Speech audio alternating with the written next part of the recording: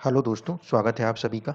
एक प्रश्न जो था वो ये किया गया था कि यदि कुंडली में मान लीजिए दसम भाव के स्वामी का संबंध 6, 8 या 12वें भाव से हो जाए, तो क्या हम इसको इस तरीके से देखें कि व्यक्ति का जो स्टेटस है वो उन्नति नहीं कर पाएगा? पहली चीज़।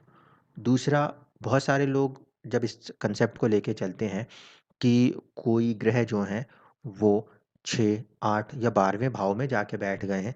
ऐसे स्थिति में वो कहीं न कहीं उसको अशुभ मानते हैं कि ये वाली जो चीज़ हो गई है, ये हमारे लिए किसी प्रकार से अशुभ हो गई। लेकिन हमेशा इस चीज़ को अशुभ मानना, ये शायद हमारी गलती हो सकती है। ये इस बात को तो सूचित करता है कि जीवन में उस चीज़ को लेकर संघर्ष होगा, लेकिन ये इस बात को नहीं कहता कि जीवन में व्यक्ति उन्नति नहीं कर पाएगा। सबसे पहली चीज़ है वो है आपके सोचने का ढंग, क्योंकि हर व्यक्ति के जीवन में ऊंचाइयाँ और निचाइयाँ, अप्स एंड डाउन्स हमेशा आपको देखने को मिलेंगे। क्योंकि बहुत सारे लोगों ने ऐसे प्रश्न किए कि क्या हमारी कुंडली में आपको किसी तरीके का नाम, शोहरत, सम्मान दिखाई देता है? तो ज़िंदगियाँ उन सभी लोगों की कुंडलियों में आप उठा के देखिए जो किसी न किसी बड़े पद पे बैठे हैं। उन सभी लोगों ने जीवन में कहीं न कहीं संघर्ष तो किया है। आज के पीरियड में अगर हम देखें तो इंदिरा गांधी जी की कुंडली ने उनको प्रधानमंत्री बनाया, लेकिन जीवन में संघर्ष तो था। नरेंद्र मोदी जी की कुंडली के अंदर आज वो प्रधानमंत्री तो हैं, लेकिन क्या संघर्ष नहीं है कुंडली में? तो स्टेटस ऐसा तो नहीं है कि वो हमेशा एक जैसा ही जन्म से लेकर मृत्यु तक चला जा रहा हो। दशाएँ जिस जिस हिसाब से आती और जाती हैं, उस हिसाब से व्यक्ति के स्टेटस में कहीं न कहीं बदलाव भी होते हैं। लेकिन जो दूसरा अहम बिंदु है, वो ये कि अगर कोई भाव का स्वामी 6, 8, 12 जाके बैठ गया, तो हम उसको ये सोचते रहें कि ये चीज़ खराब हो गई, ऐसा कोई भी ज़रूरी नहीं। ज़रूरी ये है कि सबसे पहले आप अपने पोटेंशियल, एक तो चंद्रमा, दूसरा लगन, क्योंकि एक होता है मन, दूसरा होता है आपका मस्तिष्क। इन दोनों में कितना स्टेबिलिटी है, आप कितना टफ सिचुएशन को, टफ पीरियड को लाइफ के अंदर क्रॉस कर सकते हैं, सबसे पहले इसको चेक कीजिए। क्योंकि कुंडली का सबसे पहला बल, सबसे स्ट्रॉन्ग पॉइंट अगर कुछ है, तो वो है चंद्रमा और लगन। आप यदि किसी चीज़ के प्रति दृढ़ निश्चय होकर कार्य कर सकते हैं, आपका मन बुरी से बुरी परिस्थिति में विचलित ना हो, तो ऐसी स्थिति में आप अपने जीवन में एक अच्छी ऊँचाइयों को हासिल कर पाएँगे। इस कुंडली के अंदर हम देखते हैं कि दसम भाव के स्वामी जो हैं, वो बन रहे हैं बुध देव, ठीक है? बुध देव की मौजूदगी अगर आप देखेंगे, तो आपको दिखाई देगी कि वो तो 12वें भाव में जाके बैठे हुए हैं। कुंडली जो है ये स्वर्गीय धीरूभाई अंबानी जी की कुंडली है, और मुझे नहीं लगता कि इस नाम को सुनने के बाद किसी और किस इंट्रोडक्शन की ज़रूरत है। दसम भाव का स्वामी 12वें भाव में बैठा है, बावजूद उसके व्यक्ति पूरे की पूरी दुनिया में 12वां भाव विश्व भर में प्रसिद्धि हासिल करता है। बुध मंगल की राशि में मंगल से दृष्ट होकर बैठता है, उसके बावजूद व्यक्ति जीवन में प्रसिद्धि हासिल करता है, ठीक है? इस बात से मैं इनकार नहीं कर रहा कि संघर्ष जीवन में नहीं आए। बिल्कुल संघर्ष आए हैं, विदेशों में जाके कार्य करने में भी संघर्ष आए हैं, और भारत में भी कंपनियों को खड़ा करने में संघर्ष आया है। अब इसको देखते हुए चलते हैं कि हम चार्ट्स के अंदर जब इन बातों को देखते हैं तो क्या-क्या पहलू हैं जिन्हें हमें समझना होता है। सबसे पहली चीज़ लगन। लगन में मजबूती के लिए क्या-क्या कंडीशंस हैं? स्वास्थ्य अच्छा रहे, इसके लिए फर्स्ट हाउस लॉर्ड जो होना चाहिए, उसकी स्थिति अच्छी होनी चाहिए, नंबर 1। तो फर्स्ट हाउस लॉर्ड जुपिटर हैं, जो कि केंद्र में ही बैठे हुए हैं। ये अलग बात है कि वो अपने एक तरीके से शत्रु राशि कहे जाएँगे। ठीक। सूर्य जो कि कारक माने जाते हैं स्वास्थ्य के लिए, वो लगन में ही मौजूद हैं, जो कि एक बहुत अच्छी बात कही जा सकती है। लगन मूला है, नक्षत्र पद 1, और सूर्य बैठे हैं मूला में नक्षत्र पद 4 को लेकर। तो कहीं न कहीं सोचने के ढंग के ऊपर सूर्य का प्रभाव, जो कि नवम भाव के स्वामी हैं, उनका पूरा प्रभाव है। सूर्य खुद को जागृत करने के लिए, खुद को आगे बढ़ाने के लिए बहुत ही ज़रूरी है, स्वयं को भी आगे बढ़ाना। तो व्यक्ति ने कहीं न कहीं पुरुषार्थ दिखाया सूर्य के दम पे, क्योंकि उसका पूरा-पूरा प्रभाव नक्षत्र के ऊपर है, यानी कि जो मूल नक्षत्र लगन में आ रहा है, जिसे आप चाहें तो जन्म नक्षत्र भी कह सकते हैं। जैसे चंद्रमा का नक्षत्र जन्म नक्षत्र होता है, उसी प्रकार से लगन में जो नक्षत्र हमें मिलता है जन्म के समय, वो भी हमारे लिए एक इम्पोर्टेंट नक्षत्र होता है। तो उसके ऊपर सूर्य का प्रभाव काफ़ी पॉजिटिव। चंद्रमा इस कुंडली के अंदर पहले ही भाव में सूर्य के साथ बैठे हैं और तकरीबन तकरीबन 1 दिन के बाद, यानी कि अमावस्या से अगले दिन का जन्म है, जिसकी वजह से चंद्रमा को हम इतना शुभ नहीं कहेंगे। लेकिन इस कुंडली में चंद्रमा वैसे भी अष्टमेश हैं, तो अष्टमेश जो कि पहले ही अशुभ हो रहे हैं, वो अगर थोड़ा डिस्टर्ब करने भी जाएँगे, तो सूर्य वहाँ पे उन्हें कंट्रोल करने में सक्षम हैं, पहली चीज़, ठीक। दूसरी चीज़ जो ध्यान देने की है वो ये कि इस कुंडली के अंदर अगर मैं स्पेसिफिकली बुध को लेकर चर्चा करूँ सबसे पहले, तो दसम भाव का स्वामी और सप्तम भाव का स्वामी होकर बुध कहाँ जाके बैठे हैं? 12वें भाव में, नो डाउट। शुक्र के साथ में बैठे हैं, पहली इंपॉर्टेंट बात कि बुध की युति शुक्र के साथ में हो रही है। अब शुक्र क्या है? शुक्र दर्शाता है वेल्थ को, और इस कुंडली में शुक्र का संबंध छठे भाव से और लाभ भाव से है, जिसमें मूल त्रिकोण राशि लाभ भाव में आती है।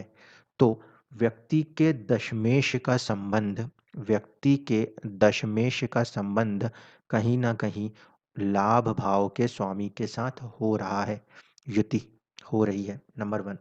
नंबर टू, चंद्र कुंडली से दसम का संबंध भी एग्जैक्टली वही है और सूर्य कुंडली से भी वही है, यानी कि जो तीनों कुंडलियां होती हैं उन तीनों ही कुंडलियों में दशमेश का संबंध लाभेश से है। 10th हाउस हमें हमारा स्टेटस अगर दिखाता है, तो हमारे स्टेटस से हमें कुछ लाभ होगा, ये हमें लाभ स्थान के स्वामी का संबंध दिखाता है। अपने स्टेटस के लिए हमें काफ़ी ज़्यादा संघर्ष भी करना पड़ेगा। कारण ये है कि शुक्र छठे भाव का भी स्वामी है। तो ये भी कहने की कोई ज़रूरत नहीं है मुझे कि अंबानी सर ने जब काम शुरू किया था तो संघर्ष किस लेवल पे था। शुक्र जैसे ग्रह जो हैं वो 12वें भाव में बैठे तो भोग की प्रवृत्ति देते हैं। तो कहीं न कहीं 12वें भाव में बैठा हुआ शुक्र शुभ है और वो बुध का पूरा समर्थन करने को तैयार है। दूसरी बात, बुध को थोड़ा गहराई से समझ लीजिए। बुध 8 नंबर की राशि में बैठा है, मंगल की राशि में बैठा है, मंगल से तकरीबन तकरीबन दृष्ट भी है, इसमें कोई दो राय नहीं है। लेकिन बुध की मौजूदगी जो हो रही है कुंडली के अंदर, वो हो रही है अपने खुद के ज्येष्ठा नक्षत्र में। ज्येष्ठा नक्षत्र अगर आप पढ़ेंगे तो वो सबसे बड़ा व्यक्ति बनाने की बात करता है। ऐसे स्थिति में बुध का अपने नक्षत्र में बैठ जाना उसे एक राहत की सांस देता है, क्योंकि भले वो राशि मंगल की है लेकिन नक्षत्र जिस कमरे में वो बैठा है वो कमरा उसका खुद का है, वहाँ पे वो कंफर्टेबल है। इसीलिए यहाँ पर दसम भाव का स्वामी भले 12वें भाव में जाके बैठ जाए, लेकिन वो बैठा फिर भी कंफर्टेबल है, नंबर वन। 12वें भाव में अपने भाव से 3 भाव आगे होने की वजह से संघर्ष तो होगा, इससे दो राय नहीं है, लेकिन स्टेटस फिर भी डेवलप होगा। पहली कंडीशन, वो कंफर्टेबल बैठा है। दूसरी कंडीशन, उसे लाभेश का साथ मिल रहा है। तीसरी बात को समझिए, मंगल जो है, जो कि 12वें भाव का स्वामी है, वो कहीं न कहीं पंचम भाव का भी स्वामी है, और पंचम भाव का संबंध अगर दसम भाव के साथ बनता है, तो वो कहीं न कहीं आपके पूर्व पुण्य से, पंचम भाव का संबंध यदि दसम से बनता है, तो वो आपको पूर्व पुण्य से भी किसी प्रकार से जुड़ा हुआ लाभ देता है। इस कुंडली में भी यही हो रहा है।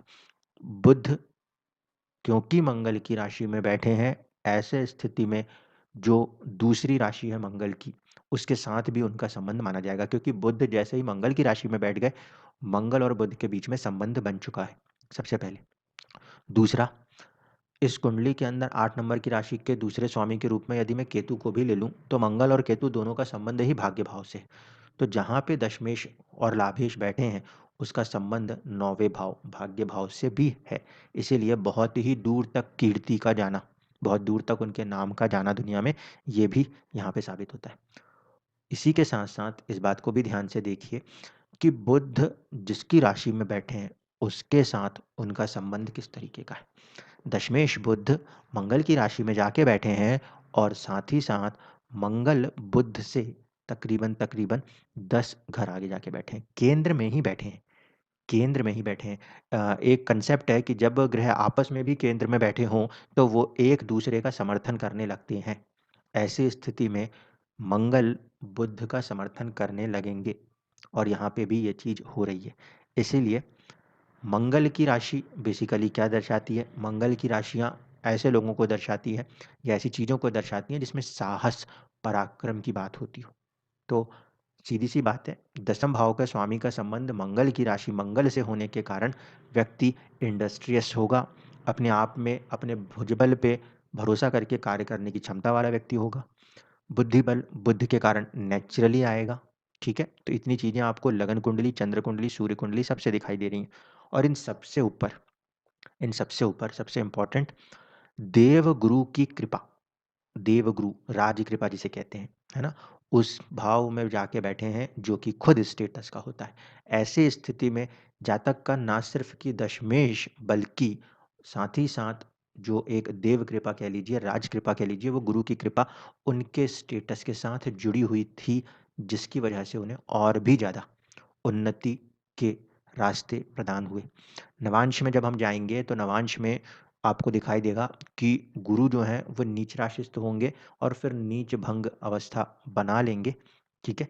कई सारी चीज़ें नवांश में जाने के बाद बदलेंगी, लेकिन उसके बावजूद भी मेजर फ़ोकस हमारा किसी चीज़ पर है, तो वो 10th हाउस के ऊपर है।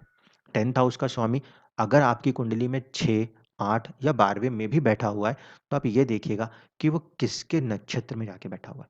क्योंकि जिस नक्षत्र में वो बैठेगा, वो बताएगा कि वो कितना कंफर्टेबल है। कई बार ऐसा होता है कि हमें लगता है ग्रह इस भाव में बैठा है इसीलिए खराब है, लेकिन अगर वो नक्षत्र के हिसाब से अच्छा बैठ गया तो जाहिर सी बात है वो अपने आप में ऐसी स्ट्रेंथ हासिल कर लेता है जो आपको जीवन में बेहतरीन ऊंचाइयां दे सकता है। मैं अभी भी इस बात को फिर रिपीट कर रहा हूँ कि ये इस बात को नहीं डिनाई कर रहा कि जीवन में संघर्ष नहीं है।